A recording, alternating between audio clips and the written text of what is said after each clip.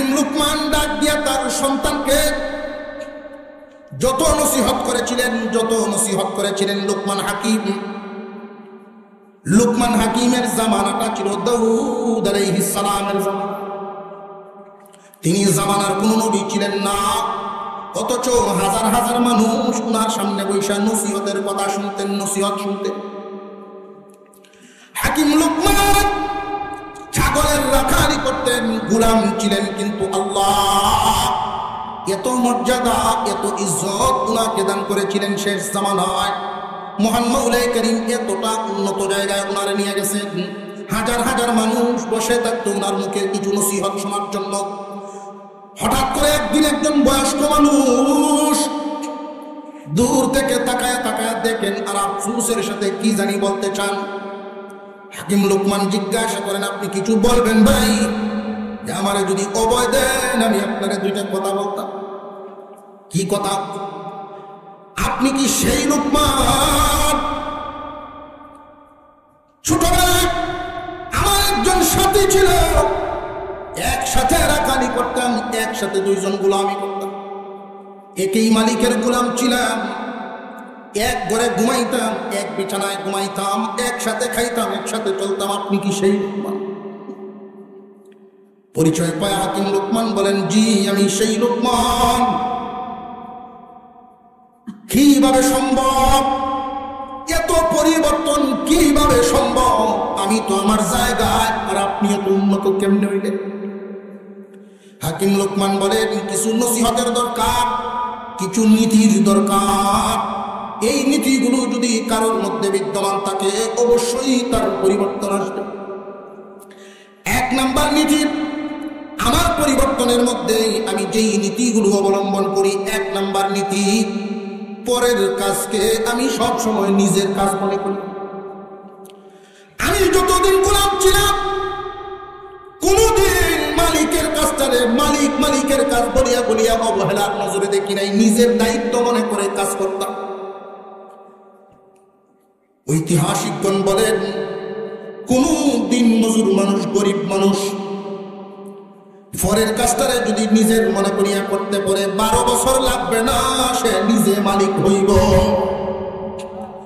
কোন কর্মচারী যদি পরের কাজটারে নিজের মনে করে করতে পারে, দোকানে চাকরি করে, মালিকের দোকানটারে নিজের মনে করে সে কাজ করে, 12 বছর লাগবে না এইরকম একটা দোকানের মালিক আল্লাহ তারই বানায়। নিজের দোকানে নিজে কোনদিন চুরি করব, নিজের কাজ নিজে কোনদিন ফাঁকি দিব? কোন মালিক রে যদি কর্মচারী ফাঁকি না দেয় 12 বছর লাগতো না, দিন ঘুরে যাইব। কিন্তু নীতিহারা মানুষ কিরকম নীতিহারা দেখেন, দুই একটা আপনাদের সামনে বলি। রাত্রে 2টার সময় কেন্দ্র দূর থেকে 2টা 2:30টার সময় যদি কেন্দ্র নামের গাড়ি ঘোড়া তো বন্ধ, যেই সহজে বকটা আসতে পারেন 50 টাকা খরচ করিয়া বা 30 টাকা খরচ করিয়া আয়া দেখেন যে কোনো গাড়ি টাড়ি নেই, এক বেড়া সিটের উপরে টেন তুলিয়া মাথা হেঁটে দিয়া বিল হইতেছে, পয়সা যাই ভাই কবটা যাই ভাই। আরে না অত রাত হইলে না হবো ভাই, লোমান খুব বিহ মরা মুখ মরা দেখতে পাইছে, লোভাইন ভাই দেন গে আমার 250 টাকা 30 টাকার বাড়া কত নীতিতে আছে। রাত বললে হয়তো তুমি 30 টাকা 80 টাকা নিতে পারো, 70 টাকা 80 টাকা নিতে পারো, 250। জিন্দিগিতেও হেডের পুরানি বাদ হইত না। মালিক সামনে থাকলে কামলায় গুছি দেয় ঠিক মতো, মালিক নাই আইলো বিরিকায়। জিন্দিগিতেও এটা দূর হইত না। মাটি কাটে সাক্ষী রাখে উষা জায়গা দেখি, জীবনেও মাটি কাটা দূর হইত না। বুঝে আসতেছে আপনাদের? হাকিম লুকমান বলেন, আমি গুলাম ছিলাম, কিচ্ছু ছিল না আমার, আল্লাহ পাক বরকত দিলেন, আমারে উন্নতি দিলেন কিছু নীতির বদৌলতে। 1 নাম্বার, পরের জিনিসটা পরের কাজটারে নিজের মনে করি। 2 নাম্বার, ওহেতুক জবান চালাই না, প্রয়োজন ছাড়া কথা বলতে। কথা যত বেশি বলবেন ভুল তত বেশি। গ্রামের চার দোকানগুলোর মধ্যে বইলে বুঝন যায় কার মুখ কি বাবা। জোরে কর, সংসদ ভবন, সংসদ ভবন। বুদ্ধিজীবী, আইনজীবী, ডাক্তার, ইঞ্জিনিয়ার, মাতবর, কত ধরনের লোক ছাত্র আছে। হাকিম লোকমান বলেন জবানকে হেফাজত করা। কি বলতেছেন হুশ করিয়া বলা, সত্য না মিথ্যা চিন্তা ভাবনা করিয়া কথাবার্তা বলা, পরের কাজরে নিজের মনে করা, বুঝে শুনে কথা বলা। কথা যদি কম বলেন আপনার ওয়েট, আপনার গুরুত্ব সমাজের মানুষের কাছে বাড়বে। কথা কম বলবেন, যা বলবেন হক এবং সত্য কথা বলবেন। হাকিম লোকমান তার সন্তানকে জীবনে ৬,০০০ নসিহত করছেন। কয়েকবার আরো জোরে কর, ৬,০০০ নসিহত করছেন। এর মধ্যে উলামায়ে কেরাম এই ৬,০০০ নসিহতকে গবেষণা করে নির্যাস আইনের ৪ নসিহতে সীমাবদ্ধ করছেন। এই ৬,০০০ নসিহত ঘাটাঘাটি করতে করতে দুধ থেকে যেমন মাখন বের হয়, এইভাবে ৬,০০০ নসিহত থেকে ৪ কথার মধ্যে সীমাবদ্ধ করেছে। দুনিয়ার অভিভাবকেরা রে তোমরা শুনিয়া রাখো, হাকিম লোকমান তার সন্তানকে যেই নসিহত করতেন, তুমিও তোমার সন্তানকে আদর করে ডাক দিয়ে নিয়ে দস্তরখানে বইয়া খানা প্রয়োজনে মুখে উঠায় দাও, আদর করে এই নসিহত গুলো করবা। ৪টা নসিহত হাকিম লোকমান সন্তানকে করেছিলেন। ইহফাজ আরবাআন ফি আরবাঈন, ৪ জায়গায় হেফাজত করবো ৪টা জিনিস রে বাবা। আমরা সন্তান লালন পালন করি কিন্তু এই নসিহত তাদেরকে করি না। ইহফাজ আরবাআন ফি আরবাঈন, ৪ বস্তুকে ৪ জায়গায় হেফাজত করবা। ইহফাজ আইনাইকা ফি বুয়ুতিন নাস, চক্ষু হেফাজত করবা। মানুষের বাড়িতে গেলে, রাস্তাঘাটে গেলে চোখের হেফাজত করবা। চোখের গুনার কারণে মানুষের চরিত্র নষ্ট হয়, চোখের গুনার কারণে মানুষের ইজ্জত কমে। বাবারে তুমি যদি কারোর বাড়িতে যাও, তোমার চোখ যদি এদিক ওদিক ছুটাছুটি করে, তুমি মানুষের কাছে হাত কমিয়া যাইবা। চরিত্রের উপরে মানুষ সন্দেহ চোখে দেখবে। পিতা হিসেবে সন্তানকে চরিত্র গঠনের যেই নসিহত হাকিম লোকমান করেছিলেন, ১ নাম্বার চোখের হেফাজত করবা রাস্তাঘাটে মানুষের বাড়িতে। আইনাইকা ফি বুয়ুতিন নাস, ও বাবা ২ নম্বরে তুমি হেফাজত করবা লিসানাকা ফি মাজালিসিন নাস। ইহফাজ লিসানাকা ফি মাজালিসিন নাস, তোমার জবানকে হেফাজত করবা মানুষের মজলিসে।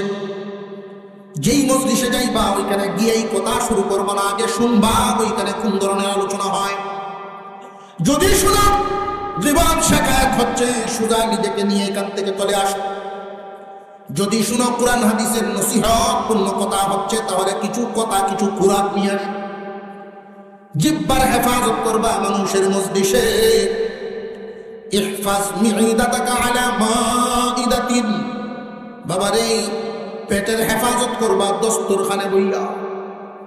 দস্তরখান তোমার সামনে যখন আসবে, কি ধরনের খানা তোমার সামনে আইলো, তুমি আনছো নাকি ঘরে অন্য জায়গা থেকে আসছে, এটা আগে তাহকিক করো, এর ঘরে খাও। পিতা হিসেবে সন্তানকে এই নসিহত হাকিম লোকমান করছেন, আল্লাহর কাছে পছন্দ হয়ে গেছে। নসিহতের কথা আল্লাহ কোরআনে উঠায় দিলেন।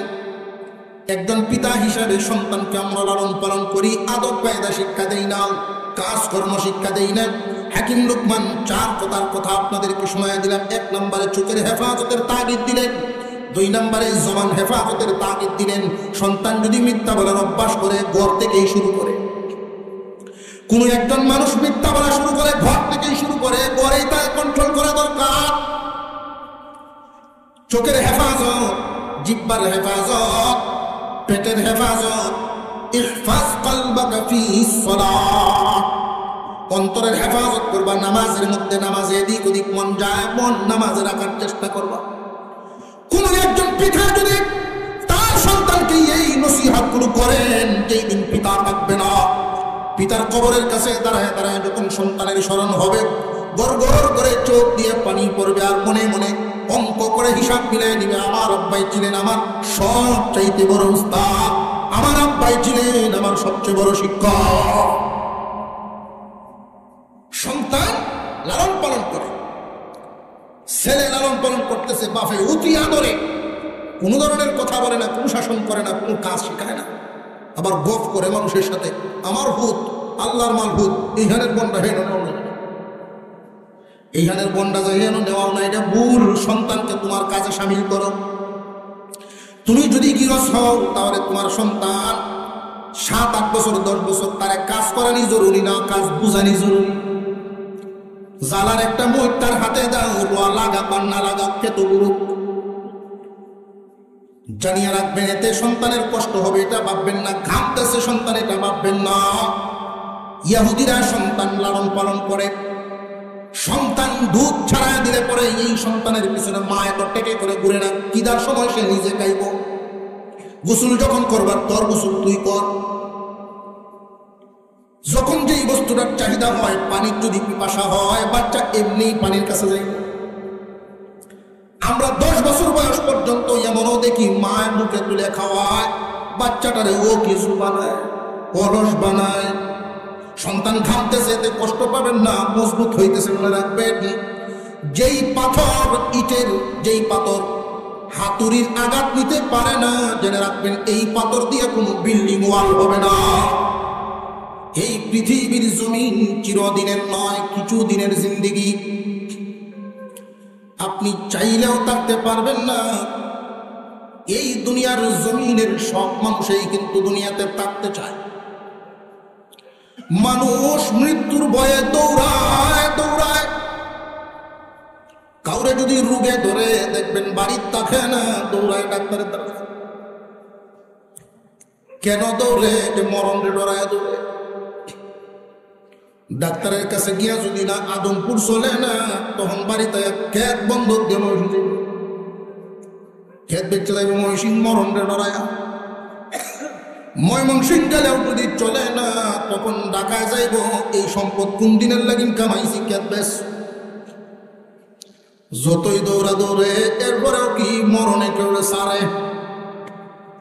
পৃথিবীর জমিন চিরস্থায়ী জিন্দিগির নয়, ক্ষণস্থায়ী জিন্দিগির জন্য আল্লাহ পাঠাইছেন, শুধুমাত্র কেবলমাত্র পরীক্ষা করার জন্য। লিয়াবলুয়াকুম আইয়ুকুম আহসানু আমালা। ডান দিকে চলো না বাম দিকে চলো, এটা পরীক্ষা করার জন্য রে বান্দা দুনিয়ায় পাঠাইছে। দুনিয়ার জমিনে পাঠাইলাম রঙিন চশমা চোখে দিয়ে যদি আমারে বলে দাও, কয়েক বছরের জিন্দিগি পায়া, আত্মীয় স্বজন বন্ধু বান্ধব এইগুলো পায়া যদি আমি আল্লাহরে বলিয়া যাও, তোমার চাইতে বুকা এই জমিনে না। পাগলেও নিজের বুঝ বুঝায়, নিজের বুঝ পাগলেও বুঝায়। তো আমরা বুদ্ধিমান বুদ্ধিমান মাথাওয়ালা লোক বলি, কোন হিসাব মিলায় ঠকায়া পাহাড় পরিমাণ সম্পদ বানায়, এগুলো বুক্ষর বোঝার লাগে তৈয়া যাইব, তারা জেল কাটবো হয়ে নিজে। কথা বুঝে আসতেছে? অন্যায় হতে মাল ধরা করিয়া কব্বর যদি সাথে নেওয়া যেত, তেনা বুঝতে পারছে কতটা নেওয়া যেহেতু যায় না, তোর এমন ব্যাগ কলকে লাগে তো পাগল না। ঠিক না? ঠিক। আর একটু জোরে কর। ছাত্র জীবনে শীতকাল এক পাগল দেখছিলাম। এই পাগলে বাজারের এই মাথা আর এই মাথা ঘুরে আর পোকায়, ডরাইলেই ডরে হয়, কাম বালায় বা কাপ বানায় লেখিস্তাই। আমি আর ভিসা লাগলাম কি এই ডেকের লাগে। তো দেখি আমরা দেশ আসেন রাম, আর সিলেট এলাকায় হলো মরিচাগুড়। মরিচাগুড় আছে না? যারা দেশ শুনে তো রাব ছিল না আমরা। তো শীতকালে রাব আর মুড়ি একসাথে মাখায় নাস্তা করতে করে আমরা আলু হয়ে যেত। তো ওই এলাকার মানুষ মরিচা বলতে বাঞ্চা আর মুড়ি একসাথে মাখাইলে সাপ। ভাগলে বাজার করছে, ঢুকে দেখে বড় বড় মনোহরির দোকান, এটির সামনে শুধু শুধু মটকা ভরা ঘুরে কাতার বেঁধে দিয়েছিল বাড়িরা। এত পয়সা নাই, পাগল ধরতেন চাইলে দেও না। আত বললিয়া এই কবিতা কই ধরাইলেই ডরে ভাই, কাম বানাইলে কিস্তাই না।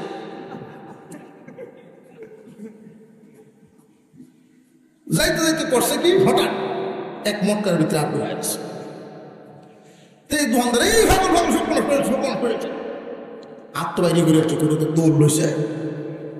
এত লাগছে না গুড়, বাজারের হিমাতা দিচ্ছে 10-12 মন একসাথে মুড়ি জাইল বানাইছে ব্যস্ত। এই মুড়ির জাইলের ভিতরে আত্মঘাত আছে, মন লাগছে না মুড়ি, এই বেড়াও দৌড়ান দিছে। মুড়ি কি বেড়া টুনা টুন লাগে, এমন মেশিন ফিট করছে আপনি আমরা যাই হাতে এক সিঁড়ির মধ্যে বইয়া 4 টাকা আর ডরাই নেই, ডরাই ভাই কাম বানাই লেগিস তাই। আমি চিন্তা করলাম রে বাবু, হেও নিজের বুঝটা বুঝে। তুমি কোন মানুষ নিজের হিসাবটা পর্যন্ত মিলাইতে পারবা? ফ্যাট বইরে খাওয়ানোর লাগি সুই হরম লাগে না, ফ্যাট বইরে খাওয়ানোর লাগি লজ্জাস্থান রাখার জন্য সুদ খাওয়ানো লাগে না। হালাল খাবার খাই দিন যাপন করা যায়। তুমি যদি কোনো কাজ খান করার যোগ্যতা না থাকে, ধৈর্য ধরো, হারাম খাও না, 3 দিন সবর করো, 1 বছরের বাজেট হালাল ভাবে আল্লাহ তোমার জন্য করে দেবে। ধৈর্য নাই। অন্যায় হতে মানুষ কদম কেন বাড়ায়? টিনের গড় বদলায় বিল্ডিং করবে, এই জন্য সহি ভাল্লায় কাঠও মানি লাগবে, এই জন্য। বান্দা তোমার চিন্তা নাই, তোমার ভাবনা নাই, হিসাব মিলাইলা না। কেউ যদি সহি রাস্তায়, টান রাস্তায় চলিয়া, জান্নাতের পথে চলিয়া চৌকিতে ঘুমায়, পুরান কাপড় পরিধান করে মারা গেল, যেই চৌকিতে মারা গেল, যেই কাপড় পরে মারা গেল, যেই খানা খায়া মারা গেল, পুরাটা হালাল, যদিও পুরান কাপড় শহীদ করছে, কিন্তু হালাল হওয়ার কারণে আল্লাহ তার প্রতি খুশি। তুমি নাফরমান, বাম রাস্তায় চলো, সুদ খায়া খাট কিনছো, বিল্ডিং বানাইছো, স্ত্রীওয়ালা কাপড় পিনতে বসছে, কিন্তু বান্দা যা আছে তোমার সাথে, ফেরো যা তা নাফাক বেহালালি, উড়নো যা তাও নাফাক বেহালালি, যেই খাটের উপরে শুইছো ওইটাও নাফাক হারাম কষ্ট, যেই বিল্ডিং এর চালের নিচে ঘুমাইছো তুমি শেখ মোটা, ওইটাও হারাম মালের দ্বারায়। বান্দারে, দুনিয়ার মানুষ তোমারে সফল ভাবতে পারে, আমি আল্লাহর কাছে তুই সফল না। কথা বুঝে আসতেছে? এই পৃথিবীর জমিনে অনেক মানুষ এই সন্তানাদি লালন পালন করে গেছে। এমন একজন মানুষের নামে একটা আয়াত আজকে তিলাওয়াত করলাম কোরআনুল কারীমের। তিনি কোন নবী ছিলেন না, কোন রাসূলও ছিলেন না, তিনি ছিলেন একজন গোলাম। এই গোলামকে আল্লাহ ইজ্জতওয়ালা বানাইছেন, এমন ইজ্জতওয়ালা বানাইছেন তার মুখের একটা কথা আল্লাহর কাছে ভালো লাগছে। আল্লাহ পাক রব্বুল আলামিনের কাছে তার মুখের কথাটা এত ভালো লাগছে, কুরআনুল কারীমের ভিতরে আয়াত বানায় নাযিল করে দিয়েছে। আল্লাহ কোরআনের আয়াত বানায় নাযিল করে দিয়েছেন। হাকিম লুকমান হাকিমের কথাগুলো আল্লাহ আয়াত বানায়া কোরআন শরীফে নাযিল করছে। সন্তানাদি আমরাও লালন করি, উনিও লালন করছেন। এই কথাটা আল্লাহ নাযিল করে বোঝায় দিলেন। লুকমানের নসিহত, আমার বান্দা লুকমান তার সন্তানকে যেই নসিহত গুলো করছিল, আমি আল্লাহর কাছে ভালো লাগছে, এই জন্য আমি আয়াত বানায় নাযিল করলাম। কিয়ামত পর্যন্ত আমার বান্দা বান্দীরা, তোমরাও তোমাদের সন্তানদেরকে ওই লাইনেই লালন পালন করো। সন্তান জন্ম দিলেই দায়িত্ব শেষ না, সন্তান জন্ম দিলে দায়িত্ব শেষ না। ডান এবং বাম রাস্তা চিনানোটাও বাবার দায়িত্ব। ডান রাস্তায় চলবো না বাম রাস্তায় চলবো, আমি যখন রাজনগর হিফজগানাত করে ছোট থাকতে তো সিনবানিয়া গ্রামের এক লোক, এক বাপের এক পুত্র, এটার এই দেশের পড়াইতে পারে আমেরিকা পাঠাইছে। হ্যাঁ নকে ডিগ্রি অর্জন করিয়া আর এক ইংলিশ মিডিয়াম বিয়া করছে। এমন উন্নত হয়েছে আপনার বুদ্ধি উন্নতি লোক করে নি না। যার যত কাপড় কম এত তো ভদ্র। দেখছেন না পত্র পত্রিকায় গেছে বিশ্ব সুন্দরী প্রতিযোগিতায় ফার্স্ট হয়েছে, যে আমি হিসাব মিলাই দেখছি এর ভিন্ন কাপড় কম দিকে ফার্স্ট হয়েছে। ভালো জিনিসের দাম নাই যে দুনিয়ায়, মন্দ জিনিসের দাম। ভালার দাম নাই, খারাপের দাম। জানিয়ে রাখবেন একটা আজব ঘটনা করে আপনাদের সাথে। আপনারা ঘুমে ধরেছে বাপটা তখন কেমন নরম নরম বাপ। আশরাফ আলী থানভী রাহমাতুল্লাহ আলাইহি ছাত্র আর উস্তাদ তারা দুইজন মিলিয়া গেছে এক এলাকা সফর করার জন্য। গিয়া দেখে এমন এক আজব দেশ, তেলের দাম আর মরিচের দাম, ফেজের দাম, আদার দাম, সবের দাম কোন বেশ কম নাই। উস্তাদ খুব চিন্তায় পড়ে গেল, এই দেশে তখন যেত না। ছাত্র খুব খুশি, মজার একটা দেশ পাইছি। উস্তাদ টেনশন আর ছাত্র খুশি। হুজুর আপনি আগের যুগের মানুষ তো বুঝুন না, তেলের দাম আর ঘিয়ের দাম যদি সমান, তেলের দাম ঘিয়ের দাম যদি সমান, সব ঘিয়ের বাজার খায় তেলের বাজারে। ওস্তাদে কয় বাবা রে, আমি তো ওই জায়গায় ভাবছি না যে সব জিনিসের এক দাম। এই দেশ ইনসাফ নাই। এই দেশের অবস্থা হইব ফাঁক করবো একজনের, সাজা বুঝবো আর একজন। এই দেশের অবস্থা হইব এটি কেন আমি বুঝতেছ। বাবা তুই তাক, আমি গেলাম না, তুই তাক তোর দেশ যেতেছি। যদি কোনো বিপদে ভাবস আমার স্মরণ করিস। উস্তাদ কাছে হ্যাঁ রয়েছে এত তেলের বাজা বাদ গিয়ে বাজা শুরু হচ্ছে। এমন মুডে হয়েছে খাইয়া কোনো ফাল কি হলো কিন্তু চায় না। এই দেশের আদালতে একটা বিচার দায়ের হয়েছে। বিচারটাও আশ্চর্য বিচার। বাড়িওয়ালার বিরুদ্ধে সুরের অভিযোগ। কার বিরুদ্ধে? বাড়িওয়ালার বিরুদ্ধে সুরের মামলা। কি মামলা? আমরা একসাথে 3 জন চুরি অপরাধ গেছি। তার বাড়ির যে সাইড ওয়াল করছে এত দুর্বল, শীত করতে ডুবার সময় ওয়াল ভাঙ্গে ভরে আমার এক সাথী আহত। অবশেষে আর বাঁচা নিল না, মাথা ফাটতে গেছি, মারাই গেছে। মারার মামলা বাড়িওয়ালার বিরুদ্ধে। বাড়িওয়ালারে দেখায় দিচ্ছে, দেখায় নিয়ে সব জিজ্ঞাসা, এই হালত তোমার বিরুদ্ধে ফাঁসির রায়। আমার মাফ করবেন, এই ওয়াল আমি বানাইছি, যদিও পয়সা আমি দিছি, বানাইছে রাজমিস্ত্রি। কয় টিকিট তো কোথায় এসে দিত, কই আছে রাজমিস্ত্রির দরিয়া। এখন দেখে রাজমিস্ত্রি আরেক এলাকার কাম করছে, হিন্দু দরিয়া আনছে। এই বেচারায় বক্তব্য দিছে যে স্যার, আমি যখন মশলা মাহাই পরিমাণ টিকিয়ে রাখতাম চেষ্টা, সাইডের বাড়ির এক মহিষ ছুটে আমার কিছু বলবা, আমি ডরায়া মাথাও ঠিক নাই, মাপ ঠিক রাখতাম পারছি না, খালি বালু বলে থাকে বেশি। এই ফেসটা লাগছে। দুষ্ট বৈশের আমার না, বৈশের কি তার দুষ্টা দিতাম, এটা মালিক টেরে আগে বৈশের মালিক নিছে। বয়স ফেলবে বেলা কথা বান্ধে রাখতে না ঠিক মতো। কয় আমি আগে টের পাইছি যে মামলা আমার উপরে আইব, এর লাগিন বয়স বান্ধার রশিটা লই আইছি। কোড়োটা রশি লইয়ে গেছে যে এই যে রশিদে বাঁধছিল খামুড়া কাছে, ওইটা কি ছুটতে আইবার কথা না। কথা হইলে আইলো কেন, এটা হইলো ইঁদুরে কাটিয়েছে, জেলে কাটছে। যখন অবশেষে রায় হয়েছে এটাই আদালত থেকে যে কোনো একটা ইঁদুরকে ধরে ফাঁসি কার্যকর করা। ইঁদুরে ফাঁসি দিচ্ছে, ইঁদুর ধরিয়ে যখন এই যে সাফা সাপটাছে আটকে তো আর না। আবার ফিরত গেছে, দেখো আপনার ফাঁসি কার্যকর করা অসম্ভব, গলা চিকন হওয়ার কারণে। বেড়া এদিন বউর সাথে কাটছিয়া গুসায় করে দিয়েছে মুড়া গলা একটা দিকে আমি রক্ষায় তো আমার বিরক্ত কৃষ্ণ চাইতো। এখন খুঁজতে খুঁজতে মুড়া গলা আগে পাইছে এই কি খাওয়া ঘিয়ের মজা খাওয়া যায় কোনো ওরা উচিত পাইছে কে খুঁজছে। চলেন ফাঁসির রায় হয়েছে আপনার বিরুদ্ধে। আমি কি করছি, আমার অপরাধ কি? কোনো অপরাধ লাগতো না, গলা মুড়ে বেরিয়ে চলব।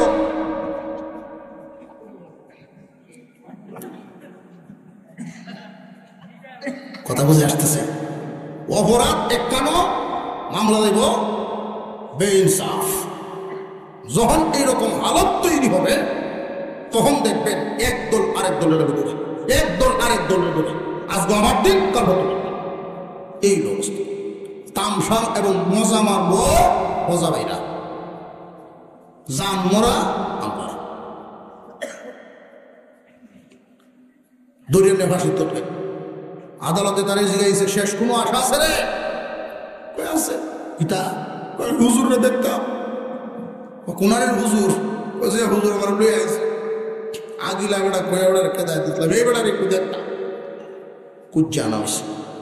হুজুরে কইসলাম না তোরে, তোরে কইসলাম না এই যে পাকিস্তান এটা ইনসাফ না বেইনসাফের দেশ। কখন খালি কোন রকম বাসা হয় জিন্দিগিতেই দেখেন নাম বেতন না। ফাঁসির লটকানি সময় তুইও ভাগুলো এবার লটকিতে, আম্বো ভাগুলো এবার লটকিত। এরপরে কি করবো লোকটা আমি করি। এই দেশের প্রধান চেয়ারের মধ্যে আছে ফাঁসি দেখবো। এই ছাত্র উস্তাদের ঠেলা ঠেলি দেখিয়া দেখা নিছে এই বেটায় ফাঁসি ফাঁসি হোক পারি না তো পাগল সুখের লাগে। কয় আপনি তো জানেন না আজকের ফাঁসিতে যে জুলব শাশিরি পর্যন্ত এই চেয়ারের লাজাও। কয় কয় কি তারে কই রে কি কয়? কই এলে কিন্তু পাগল হয়েছ মুন্সিরা লুবি গো, মুন্সিরা লুবি। দুই ওটারে বেরিয়ে না আমার বাউন্ডারি বাইরে ফেলাতে আর আমার গুছু ঘোরা রেডিও তাড়াতাড়ি। যার কারণে বেইনসাফ প্রতিষ্ঠা হবে, যার কারণে কোনো অন্যায় প্রতিষ্ঠা হবে, যে অন্যায়ের জন্ম দিবে সে হোক তার ছেলে ঠান্ডা হোক, সেই অন্যায়ের গর্তে পড়ে তাই মরণ। ইতিহাস এই শিক্ষা আমাদেরকে দেয়। আমার খামসা দিছেন, আরেকদিন এর চেয়ে গভীর খামসা স্বাভাবিক। যে লোকটার কথা বলতেছিলাম ছেলেরে শিক্ষিত বানাইতে বানাইতে আমেরিকা পাঠাইছে, হাফ প্যান্ট হিন্দাইছে। তো বাপ মারা গেছে এই খবর ভাইয়া লামছে যে হাফ প্যান্ট হিন্দে একচেক করে বাপ মারা গেছে, একটু সাইজ মিস তুলে যাইত না। হ্যাঁ অতিরিক্ত বদলুক হয়ে লাগছে মতন সবজি। আমরা উনারে জিজ্ঞাসা হুজুর আব্বার জানা যায় কি আমার আসতে হবে? হুজুর কেন আপনারা আনলেন? আমি বইতে করি নাদান কম্বক কপাল পুরো বাবা এমন ভূত লালন পালন করছে জিগায় বাপের জানা আইতো কিনা। মুসলমান ভাইরা আমার, সন্তানাদি লালন পালন করা বিধর্মীদের তরিকায় একটা, মুসলমানের আলাদা। মুসলমান হইয়া যদি বিধর্মীদের মতো সন্তান লালন পালন করো ফলাফল ওইটার মতোই হইব। চলবা বাম দিকে ফল ফাইবার আশা করবা ডান দিকের, এটা অসম্ভব। আম গাছে কোনদিন 100 বার হু দিল কাটল। তুমি লালন পালন করবা, আদেশ শিক্ষা আদব কায়দা শিক্ষা যা দিবা ফল তা পাইবা। এমন একটা সময় ছিল আমাদের দেশে স্কুলে এত সুন্দর ড্রেস পরে বলাবান যাইতো না। আমরা একটু ড্রেস পাইছি না, হাফ প্যান্ট এক জাতের, শার্ট আর এক জাতের। এমন দিন আছে না? কোনদিন জুতা ভাসিন, কোনদিন জুতা সারা। স্কুল ঘর মেগাইলে বই সংগ্রামী লাগতো আগে, পানি উঠত। এখন স্কুল বিল্ডিং হয় 4 তলা। এখনকার ছাত্রদেরকে ড্রেস পজিশন করে দেওয়া হয়, পরিপাটি করে দেওয়া হয়, কত ডেভেলপ, কত উন্নতি। কিন্তু আফসোসের সাথে বলতে হয় যেটা কখনো আশা করি নাই যে এটা শুনবো যে ছাত্রর দ্বারাই শিক্ষকের ফিটা খায়। শিক্ষার ব্যবস্থাপনার উন্নতি হয়েছে, শিক্ষার উন্নতি হয় নাই, আদব কায়দার উন্নতি হয় নাই। মানুষ বর্তমানে শিক্ষিত হয় কিন্তু মানুষ হয় না।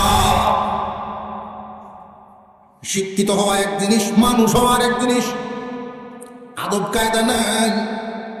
এখনো পর্যন্ত মুসলমানের সন্তান হিন্দু শিক্ষক, মুসলমানের সন্তান হিন্দু শিক্ষককে দেখা সাইকেল থেকে নাই বাজায়, হুন্ডার থেকে নাই বাজায়। কি আশ্চর্য, কি আদব কায়দা বর্তমান সময়ে আমাদের সামনে, যেটা আশা করা যায় না ওইটা ঘটে।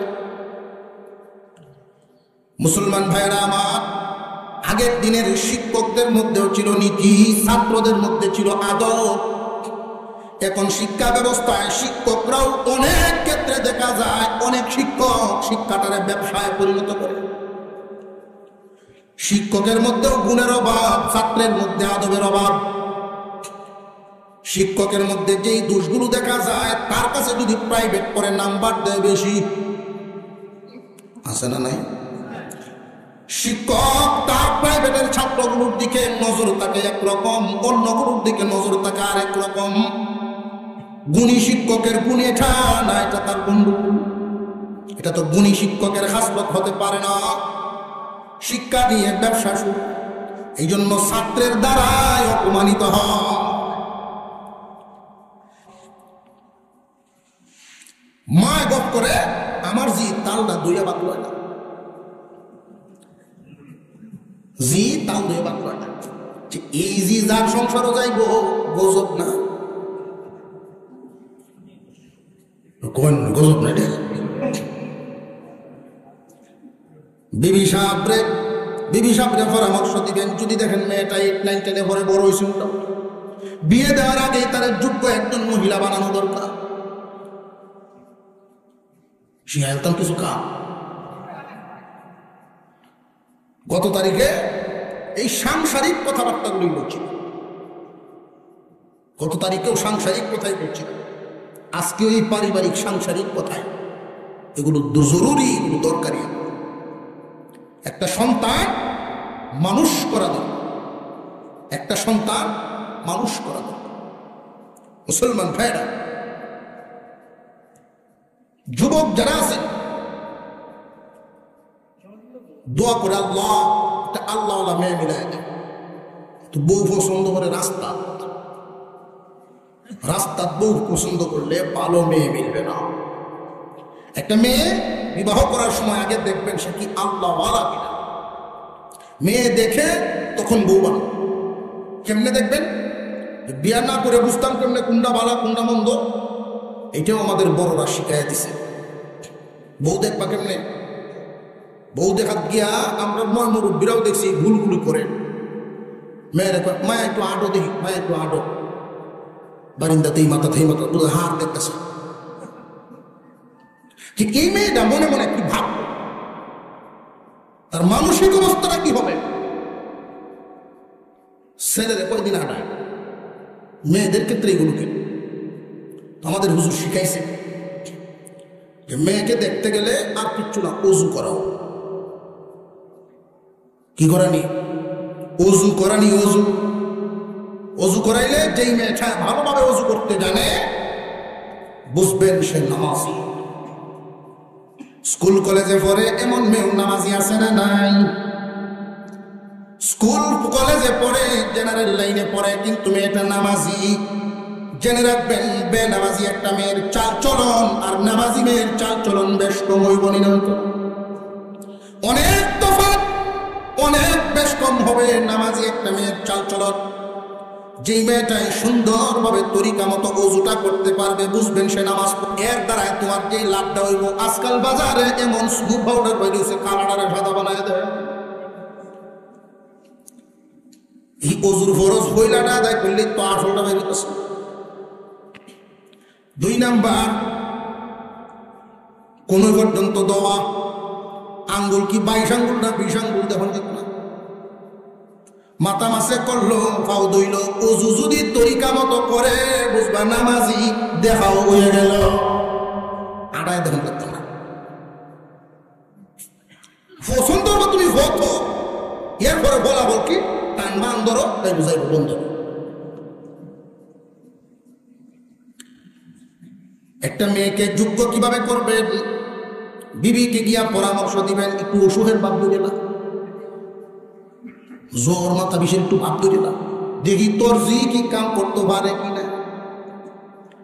আস্তে আস্তে যদি রান্না বান্নাটা শিখায় দেন, এতে এটা কোনো দোষের কথা না, মেয়ের পরিশ্রমের কথা না। মেয়েটাকে যদি ঘর থেকে আপনি শিখায় না দেন, তাহলে যার পরিবারে যাবে এদের কোনো কষ্ট। ছেলেকে যোগ্য করার দায়িত্ব বাবা, মেয়েটাকে যোগ্য করার দায়িত্ব তার মা। সন্তানকে লালন পালন করা কাজের মাধ্যমে, শিখানোর মাধ্যমে, আদব কায়দা শিক্ষা দেওয়ার মাধ্যমে।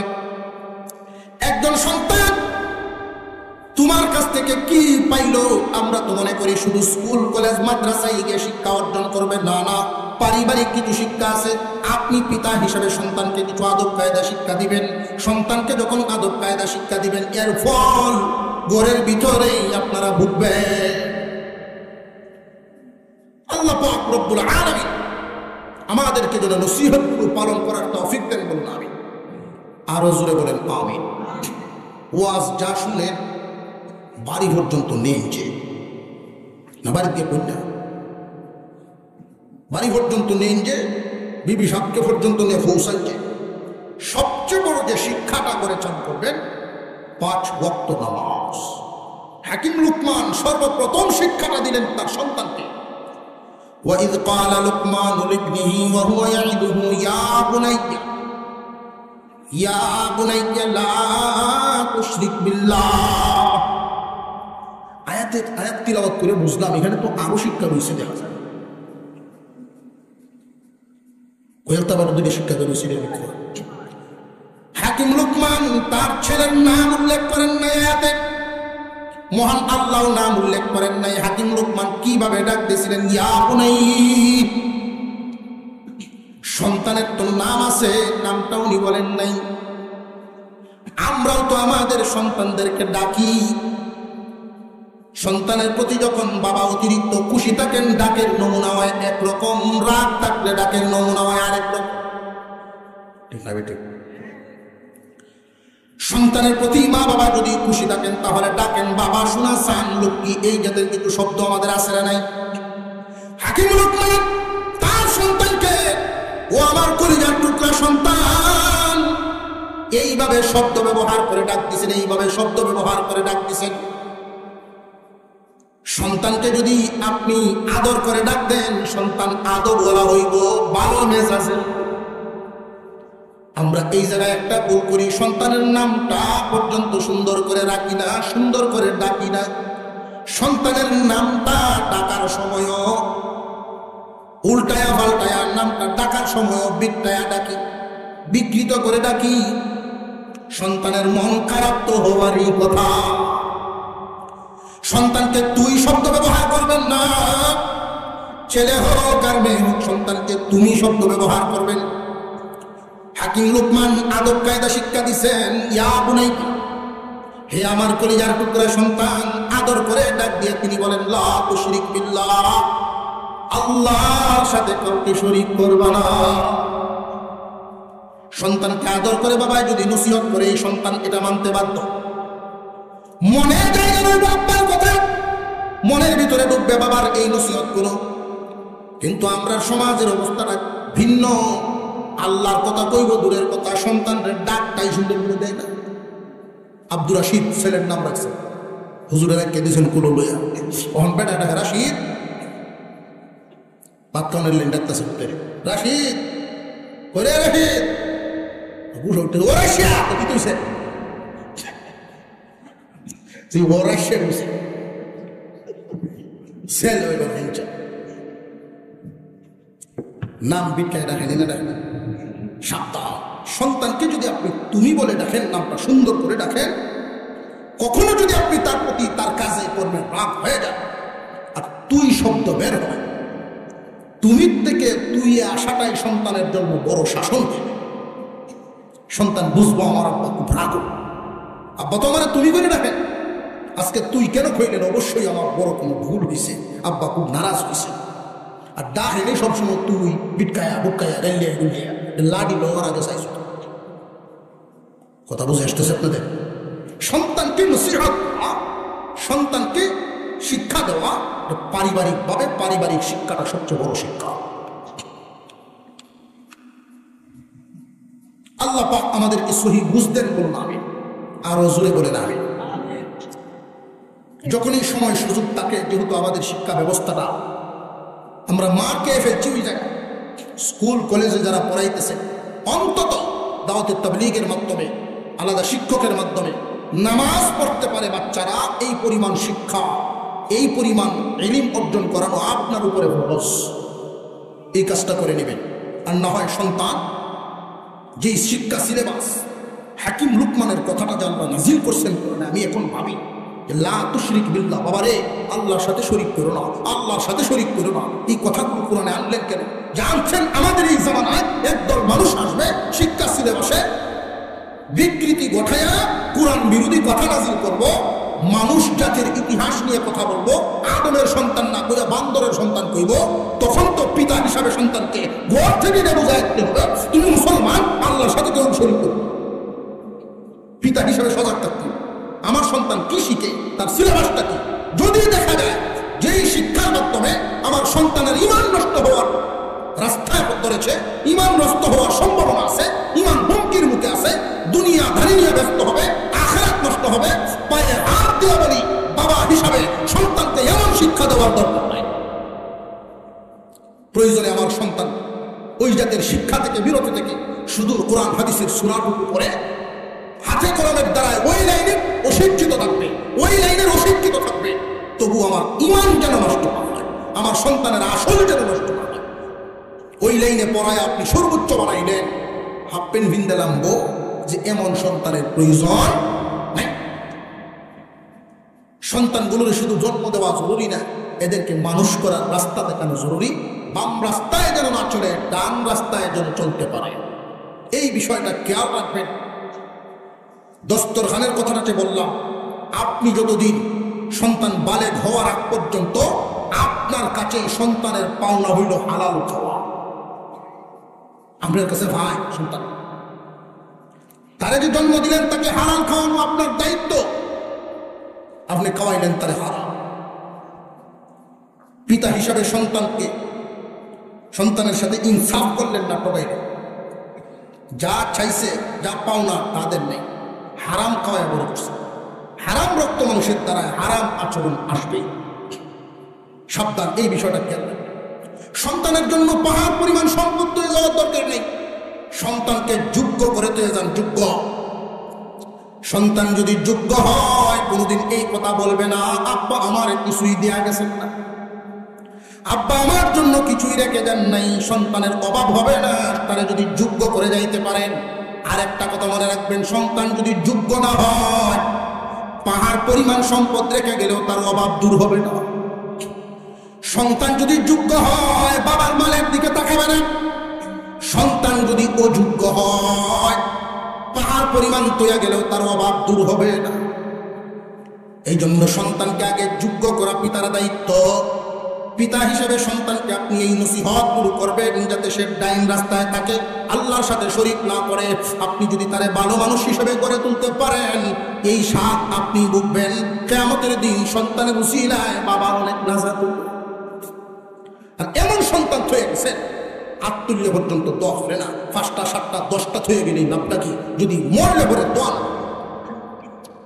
এই জন্য একজন মুরব্বী আলেম বলতেন, ক্ষেতের মতোই একটা ক্ষেত, যদি রে বছরের কুরাত যায়, আর ভূতের মতো একটা ভূত, মরলে যদি হাত উঠায়। একটা থয়ে যায়, যদি মরলে হাত উঠায়, ওইটাই কাজে রাখবো। হাউল বরাত হয়ে গেলেন, কোনো লাভ হইল না। ঘর বরাত হয়ে গেলেন, কোনো লাভ হইল না। কি লাভ? সফল জিন্দিগি আর বিফল জিন্দিগি। প্রথমেই আমি শুরু করছিলাম, 7 রাজ্যের মালিক হইলেও সফল না যদি ডান দিকের রাস্তা না পায়। আল্লাহ আমাদেরকে সহি বুঝার তৌফিক দেন, বলুন আমিন।